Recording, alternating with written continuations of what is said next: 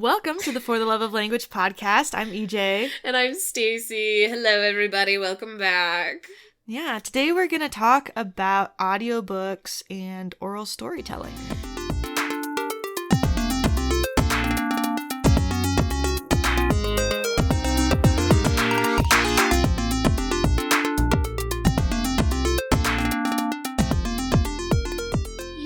We're gonna get a little bit meta, and I think this is kind of funny that we're talking about oral storytelling through the medium of a podcast, which is usually like oral storytelling, right? In the modern sense. Although there's some podcasts now that are like on YouTube and that they're filming the podcast. Yes. And not just recording the audio, which is kind of interesting. Most of the like TikToks and Reels that you see of people recording podcasts are very high quality, and like I've thought that maybe we should do that, but like that's so much work. I wanted to talk about this a little bit because I've recently been enjoying audiobooks. They've been like a huge thing for me because I like to like play stupid little video games, but like have a story going on in the background, and I find it a little more accessible for example, like I recently finished Bram Stoker's Dracula for the very first time, and it's like a 20-hour audiobook. Like the book Dracula is a thick boy, and I am notoriously terrified of very large books, but like having an audiobook kind of felt a little bit more accessible of like, oh, if I just chunk it down to like a couple hours every day or, every so often, it made it a little bit more approachable. I've definitely had books that are so long I start them. Like even Les Mis. Yeah. I actually got several hundred pages into Les Mis before I gave up on it. Because it was I hit a point where I just get tired of the story and of like reading it after a certain point. Yeah. And I will say I was slowing down a little bit on Dracula there for a second because, I mean, the story of Dracula is very compelling, but like towards the end, it's not as satisfying as I wanted it to be. Not to spoilers Dracula or anything. But I did feel like I would not have picked up that book otherwise had it not been in like an audiobook format. Right. And there's some good things about it. Like you mentioned multitasking effectively. Yes. Like we were playing video games, you can also be listening to a story. For me, that's usually like if I'm driving or if I'm folding laundry or something, it's those moments where I might want to listen to music or listen to something else. I don't normally go for audiobooks myself. I really like having a physical book, and I have like a Kindle as well now where I've read several ebooks. Big fan of the Kindle. It's great, but I still love the physical book. I agree. I have a hard time stepping away from that, but there's some like audiobooks that are amazing. Yes. So outside of the multitasking aspect of it, what do you like about audiobooks? I like audiobooks, and this is kind of where I wanted to talk a little bit about like oral storytelling and like the storytelling tradition.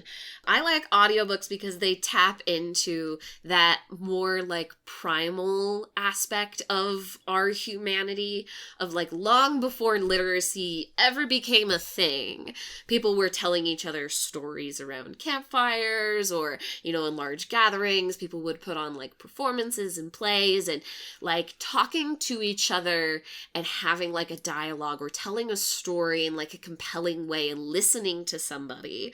It just feels different from reading. Interesting. So you think that because reading is a learned skill that, and along with writing, that if you're actually reading from a book versus listening to it, there's maybe an extra degree of separation between you and the story? I wouldn't say there's an extra degree of separation, but there is, like, it is a different experience. And like scientifically, like when you read, like, and psycholinguists have actually studied this, you process your reading like you would process audio stuff. It goes through like the same kind of phonological phonetic filters, right? So reading and listening to something are processing, like somewhat equivalent in the processing of it, but For me personally, this is not scientific at all.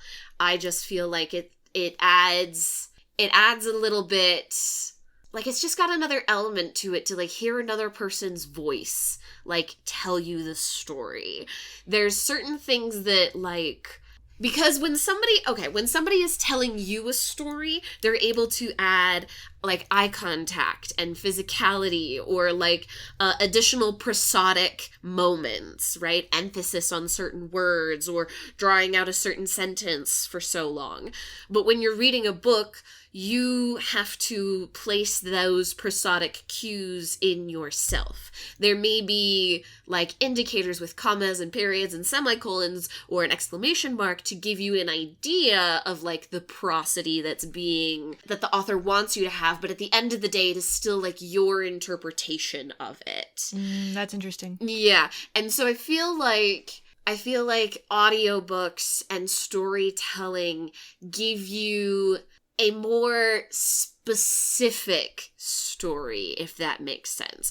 It's the story through the eyes of whoever's telling it. Right, because it takes in those unknowns. It adds in some of that tone, that intonation. Yes. And those little bits that you might not be generating the same way when you're using your own imagination to hear the voices and whatnot. It also brings up an interesting point for me of like, when someone else is telling the story, they're controlling the pace of it. Yes. And to me, that's actually one of the most annoying aspects of an audiobook. Oh, interesting. Because when I'm reading, I tend to read faster than I would be listening to it, but I'm not trying to rush through it. I'm still going at a very comfortable pace for myself of trying to like imagine and really see that story in my mind. And when you're listening to someone else, they have different pauses and things. And you can set this story to be at 1.25, 1.5, double speed if you want to. But it's still harder to kind of pause and go at it on your own pace. Yes. I will agree with you on that one. Especially, I've noticed with audiobooks, where I pause in the story is very different from where I pause in the story in like an actual book.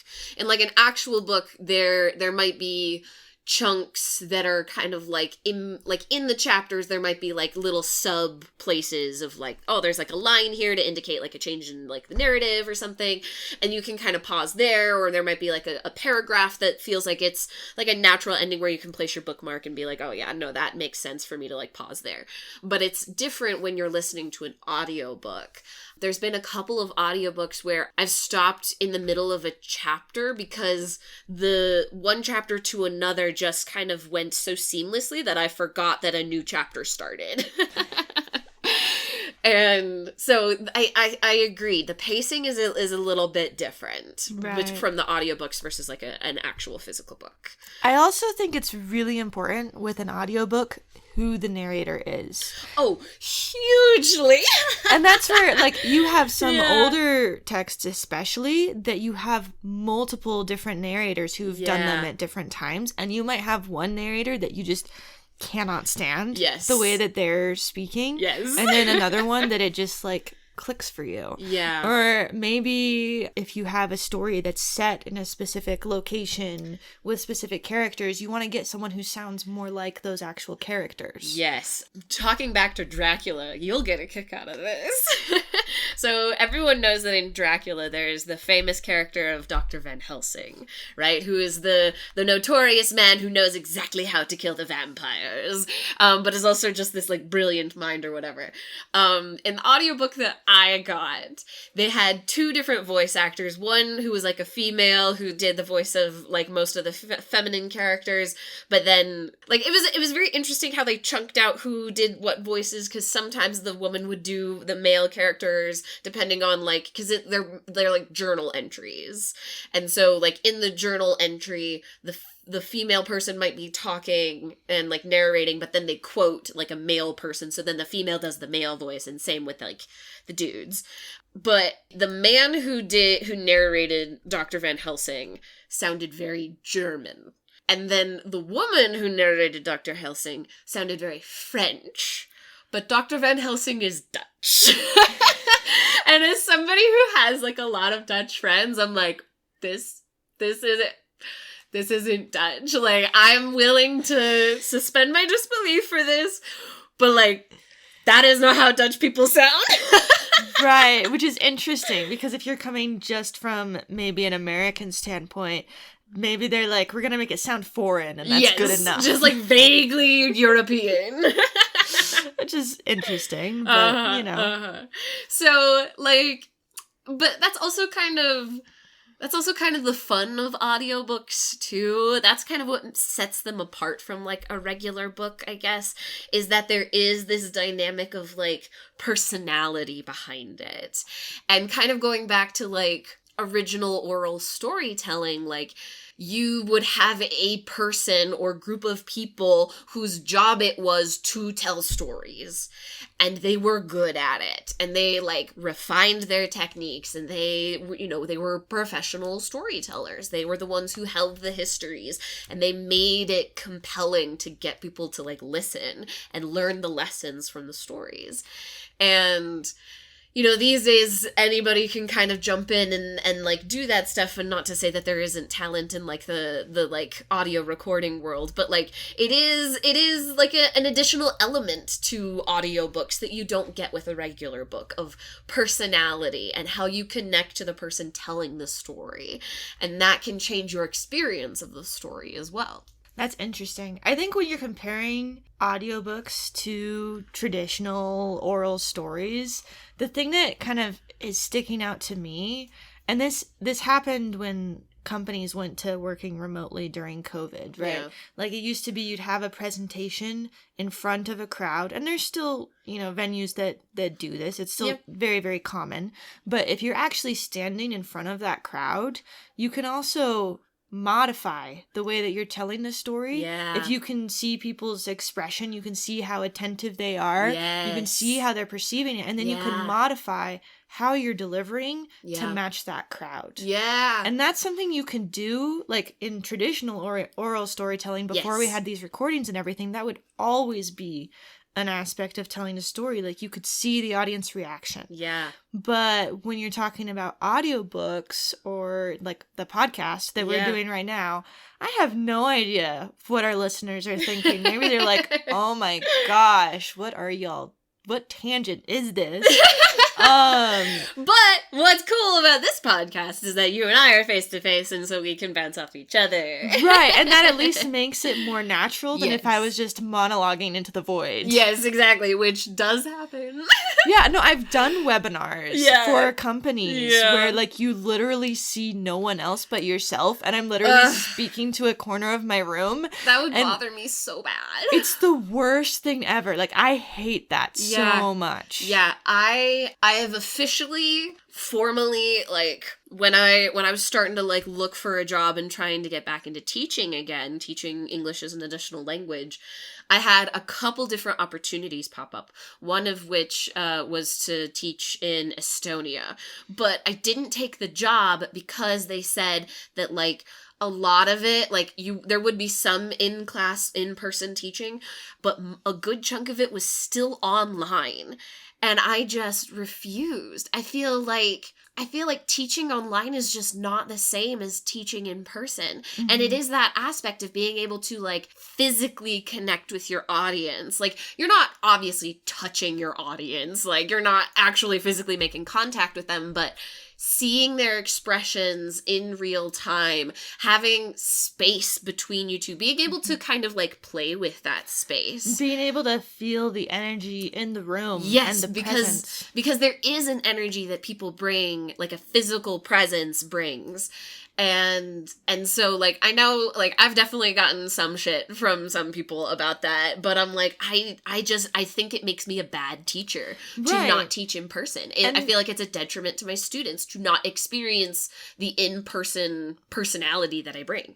Right, and while the online stuff can be effective and it can work, it's not for everyone. It's definitely not. It's not for me. Mm-hmm. And I also prefer when I can do things in person where that's an option. And I do mostly work online right now just because that's what the job requires. Yeah. But I have to do things in person. It's just so much more engaging. I get so much more out of it. Yeah. And again, like, you can be totally productive online. And I think, there's plenty of data at this point of years of people working online to show that. Yeah. But that doesn't mean that it's the ideal situation or environment for everyone. Yeah. Yeah. And I'm glad we brought this up, because this also kind of brings in this other element of like in-person storytelling I wanted to like talk about. Like, in-person storytelling is different from audiobooks, and like you said, in the fact that there is like an audience. But I think it's interesting that we've developed this concept of audiobooks when, like, in the past, what might have happened is like somebody might have been having a conversation with someone else while you were doing your dishes, and you could listen in on that. Or like I feel like we're kind of supplementing a communal experience by ourselves, by having audiobooks, podcasts, Twitch streams, all these different things. We want to engage with people and new ideas, but we're still physically very isolated from people. And I feel like we sometimes, like, with all of these new things, we're kind of trying to sub in, like, put a person there where there might not be a person, just to, like, feel something. You know what I mean? Right, and feel some kind of connection. Yeah. Even if it's not a direct personal interaction, people crave connection. Yes. And this is something that I've been feeling a lot lately. There's an extreme, terrible, like, loneliness epidemic everywhere that everyone will talk about, and I think it's definitely like a real thing. Like, we don't have as many opportunities to sit and chat with people, to just exist in like the same space with other folks. Like, we all have places to be and things to do, and a lot of our events are very like, oh, this is like the one time that we get to just spend with other people, and it has to be for a reason. Where, like, in the past, we didn't have to have a reason. Like, one of my favorite things in Jane Austen's books is people would just rock up to other people's houses and just hang out. Like, and they would do that. They would knock on somebody's door and be like, hey, I'm gonna stay for like a month. And everyone was like, cool, let's go. Right? That's amazing. I miss that about college. Like, especially my first year of college, I was staying in BYU's foreign language housing in the Spanish house. Yeah. And so we would have meals together, we'd cook together, you'd always be going into each other's apartments. And so it was just like, you want to hang out with someone, you go over to their apartment, you hang out. And as, like, adults with pets or kids or jobs, like, that becomes so much harder. And I think you need to go out of your way to find those relationships. That's where, like, right now, I'm considering joining a local martial arts studio so that I can meet people near me and have more of that interaction. It's not just for the martial arts, although I love that. That's like Stacy and I met doing capoeira. Yeah. But I think you really need to find those ways to connect, because it's so possible. Like, in 2020, when companies started working remotely, one of my coworkers made, like, a challenge with himself and his wife of how long they could go without leaving their house. And so they literally, I would be so stressed out. But you could do it. Like, he was already working remotely, so you can just order your food, order the things that you need, have stuff delivered on Amazon, and literally never leave your house. And in my mind, that's like, that sounds horrific. Yeah. That's like, you know how they talk about in prison having, like, isolation cells or something? Like, that's a form of torture. It is, yeah. And people are literally doing that to themselves. Yes, yeah. No, my mental and physical health severely was impacted by the COVID pandemic, because I was living in New York all by myself. I had a single roommate who I had to isolate from because she was working in the healthcare field. So we couldn't interact because she had to, maintain isolation for herself and her patients, which, like, absolutely yes, but, like, the little parklet that was, like, in my complex was shut down. You couldn't go and just swing on the swing sets. Oh yeah, they had caution tape in the parks. Yeah, and I was like, that was, like, my one my one thing, and now I can't do the one thing to just be outside. And I had, like, it was just so bad. And, like, me and my friend, we would try to find time to, like, go on walks and stuff, but, like, I still had to do school, I still had to do other stuff, but, like, most of the time I felt like I was just going crazy inside my white little box. Right. So it's such a different world we live in from the very distant past where we had, like, oral storytellers and close-knit communities and things like that. And so, like, that's one of the reasons why I do kind of encourage audiobooks and why you maybe should listen to our podcast.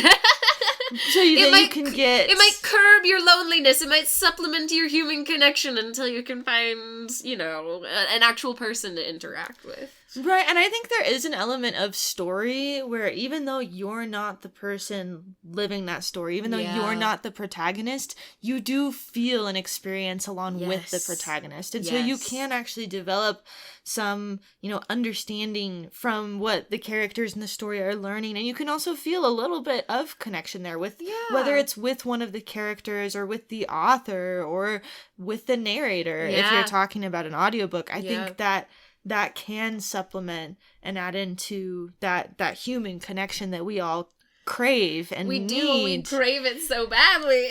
But it's also not enough. Yes. Yeah. Yep. And I feel like that's definitely how I've expressed this to other people, is just like, we're in a whole bunch of ways these days, we're just supplementing the things that we need. We're, we have, like, actual physical vitamin supplements because our food isn't, like, nutritious enough and we're not getting all the things that we need because of XYZ reasons, but we're also supplementing our human connection. And, like, how heartbreaking is that? We all just want to be around each other, but we just don't have the modernity hasn't been designed for that to be capable, and then we've just enabled a bunch of other ways for us to continue to further isolate ourselves. Wow, that's really depressing. Sorry,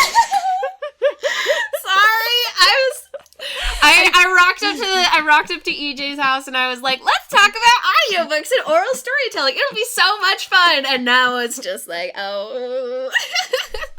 Yeah, I do think that's a good tangent though, like talking about audiences, talking about connection. Let's come back to the core of, audiobooks and storytelling.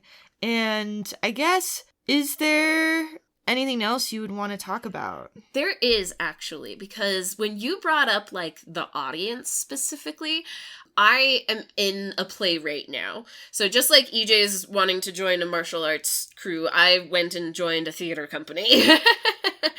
And the theater company that I've joined practices, like, tries to do Shakespeare the way Shakespeare would have done Shakespeare.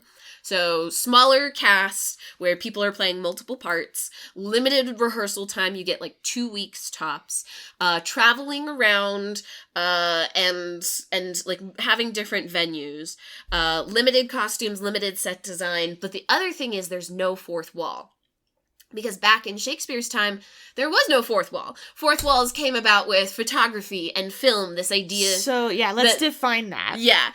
The fourth wall is this idea that somebody else can see you, but you can't see them. So on stage, this looks like not making eye contact with audience members, because it's like they are allowed to look at you in your life, but you're not looking back at them. This is very common in, like, film, right? Where you are watching the picture, but they're not interacting with you because that's not how movies work.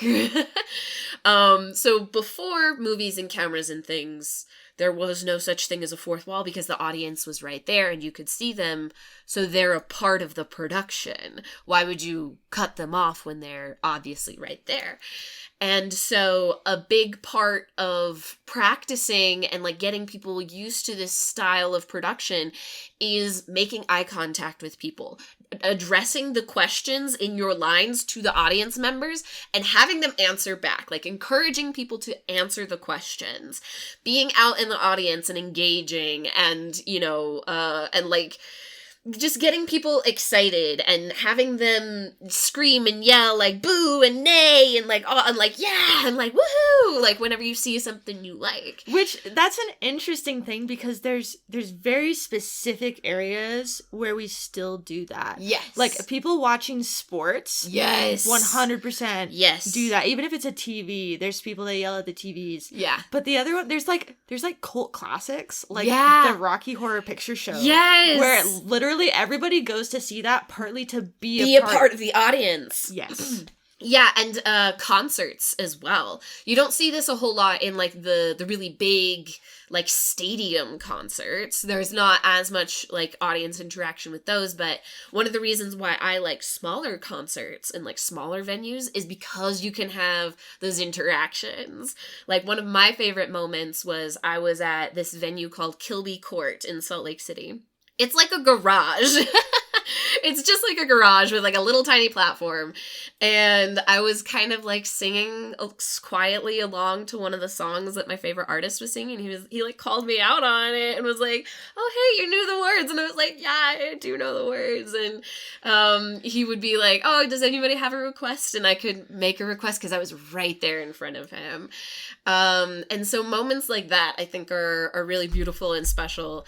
And if you have an opportunity to be a part of an audience like that, like jump on it because it is a very unique and different experience to not just be part of a crowd, but to be a part of a larger group that's engaging with like a story or a storyteller. And that's something that you cannot get just watching TV in your living room. Like you kind of have to go out. And then that kind of brings me back to how we met doing capoeira. Like a big thing in capoeira is the idea of axé. Yes, and energy. The energy in the room. And so when people are playing capoeira, you'll have a couple people fighting and you'll have the circle around them that's singing and playing the instruments. And that circle is supposed to stay tight to keep the energy in. Yes. To keep in the axé. Yep. And I think, you know, when you're talking about storytelling and this different thing, like, yes, it doesn't sound super scientific. And I'm not like, I'm speaking very anecdotally. We both are. But that energy that you get from the story, like, there's different types of story for different modalities, and I think each of those modalities has its place, right? Absolutely. Like the movie that everybody just watches without, you know, screaming at the TV has its place, but also being able to be a part of that and interact, like it's a worthwhile experience. Yes, yeah, and we've been able to find a lot of cool different ways of interacting with these like storytelling modalities, right? Like we used to stream this podcast live on Twitch, on my personal Twitch channel, which still exists, by the way, in case you're curious. I don't stream all the time, but when I do, it's fun and it's a good time. But there's TTRPGs have been a huge movement culturally and socially. Define that one as well. Tabletop role-playing games. So this is like Dungeons and Dragons, but it encompasses any sort of storytelling like that. So you have Critical Role, Dimension 20, some of these very popular like storytelling modalities that are collaborative and social, but with like Critical Role and Dimension 20, there's still like a fourth wall, so to speak. Like you're still watching these people share this experience together. But on Twitch, people can kind of break that a little bit, where you can be having a collaborative story, and if you want, you can include audience participation digitally. And so you can have your audience participate in like new fun ways in this like unique modality. So it's the TTRPG space like on Twitch, and whether or not they decide to like break the fourth wall and engage with the audience can also be like a very interesting dynamic. So this idea of like a fourth wall and like audience participation is a fascinating concept that we as humans have created, and the ways that we like break our own rules about things and engage with people with these different modalities has become quite the art form. Definitely. I think one thing you mentioned when we were considering doing this topic on the podcast was also children's books and reading children's books to kids. Yeah, I mentioned that to you because I feel like I benefited a lot from being read to as a child and like hearing the stories while like seeing it play out and having that like interaction with the book, but with like having somebody say it to me as like a kid. I felt like it kind of made the book come to life in a way that I wouldn't have experienced if someone had just put a book in front of me. You know what I mean? Right. Yeah. And there's so many facets to that. Like there's the utilitarian thing of like, well, a little kid doesn't know how to read. So the only way they're going to experience the story is if someone else reads it to them. Yeah. But also like there is something, you know, calming and beautiful about spending that time together with the story. Like even with my husband after we got married, we read a couple books together. Yes. And that makes my heart so happy. Yeah, it's been a few years, but so it was cute. fun. Yeah. Maybe we should do it again. But I think reading and experiencing a story with someone else. Yeah. And like, you do that in a classroom setting all the time. It's like, okay, everybody in this English class needs to read Hamlet. And then, you know, you discuss it and maybe you strongly disagree with your teacher's interpretation of everything. Yeah. And then you know, have mixed feelings about the class because of that or whatever. But like you still have that experience of discussing the story and talking about it with each other. And I think when you're reading a book to a little kid, you're giving them a story and an experience that they wouldn't have access to otherwise, as well as building your relationship with them. Yes. Yeah. And then you also become the narrator. So those choices, like when you're just reading to yourself in your head, you're not necessarily strongly considering, okay, how much volume and intonation do I put into this?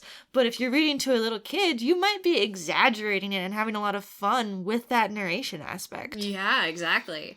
Reading to a child and like reading and like doing an audiobook are very different experiences. Part of it is because of like the audience, which is kind of what we were talking about, of like your audience is everything, and being able to approach a story so playfully and so innocently with like a child, like how wholesome, how beautiful. Like that's storytelling in its raw form of like, I'm just gonna make this fun for all of us. Definitely. And that actually makes me think of when I was a little kid, we didn't have, you know, iPhones and Kindles and all of these things. We did have cassette tapes. Yes. Oh, I loved cassette tapes. I was the queen of cassette tapes. Right. Dating myself as a millennial here. But I actually, as a little kid, there were some like stories, basically audiobooks, but for little kids on cassette that I liked listening to over and over again. Yes. I'm gonna you'll get a kick out of this. One of my favorite things is so I used to be a Mormon, you know, a member of the Church of Jesus Christ of Latter-day Saints, and there was these church history cassette tapes. And they were kind of like narrative storytelling of like certain church history events. I ate those up. I listened to them all the time. My favorite was the story about how they hid these like scriptures inside of a bag of beans, and I got such a kick out of that as a kid. Like I loved it. But yeah, those like little stories on cassette tapes. And then I would also, like, my parents got me a cassette tape player that also had a microphone, so I would tape over tapes. And like tell my own stories with like my friends, and then like record our own stories as like little kids, and that was just like my favorite thing. It was the best. Right? And then hopefully you don't ever come back and be like, oh dang, I wanted to listen to that, and then you just hear yourself. I know. I wonder if some of my like very old, very like, who God knows what's on those cassette tapes now. I wonder if they're buried anywhere and if they're even playable at this point. But yeah, I definitely don't have any of the old cassette tapes at this point. Even CDs is like, you don't buy them anymore. Yeah. But like being encouraged to tell my own stories as a kid, or like having a medium to do that, was also really fun for me. Like if I didn't have any friends to play with, I would grab my stuffed animals and I would like tell them a story of some sort. And that was like my favorite thing.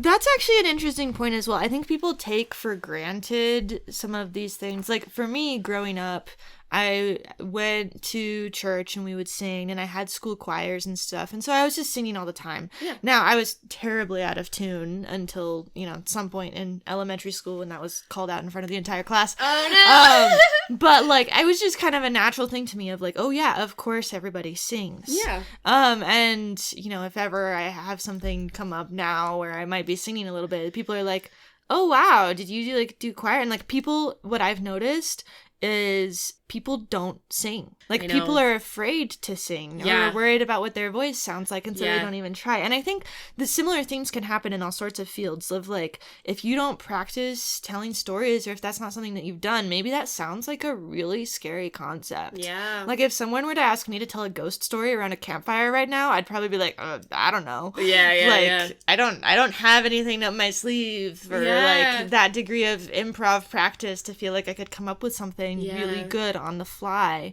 So if you want to be able to, feel comfortable doing those things, though, you really just have to practice. You have to go out of your way. And you can watch, YouTube videos about how to do these things, how to structure stories. Or you could hang out with a child. Or hang out with a child, and, maybe they'll judge you really harshly. Maybe they won't. Yeah, they just know how to do it. You talked about singing. I also sang all the time as a kid, but, I would hang out in front of my parents' piano, and I would play all the wrong notes, but I would make up little songs with the piano and just sing to myself by myself because it was just a fun thing to do. Yeah. Yeah. So if you're wanting to tell stories and you're just you aren't comfortable or don't know where to start, just try. Yeah. That's what I would say. And I think the same thing with us when we started this podcast. Stacey had already been streaming on Twitch. So when I asked her, for me, it was a kind of scary thing of I've never done anything like this before. She was like, oh yeah, I already have Twitch. We can do that. I talk to strangers all the time. All day, every day. But it is scary when you're starting out and you're first doing any of those things. Yeah. But you build that skill over time. And even if people don't like the way that you're telling the story, there's professional narrators for audiobooks and stuff that I just don't personally like. And that's okay. Yeah. If you keep practicing and, take the criticism that makes sense and improve, but, you can have fun doing it. Yeah, EJ and I were talking right before we pushed play about being amateurs at stuff, and, don't be afraid to be an amateur about things. There is something beautiful about just doing something for the sake of, getting in touch with that side of yourself or having a good time and just having fun. Even with karaoke, you mentioned that people just don't sing anymore, and karaoke is, one of those excuses for people to sing, but there's also, so much fear and pretense around who can do karaoke and what you should sing and all of these stupid rules, and I'm just show up and sing and have fun. It shouldn't be that big of a deal. Right. Yeah. Well, we covered quite a broad array of things with this. Is there anything else that you'd like to bring up? I think we should end on a happy note and just say have fun.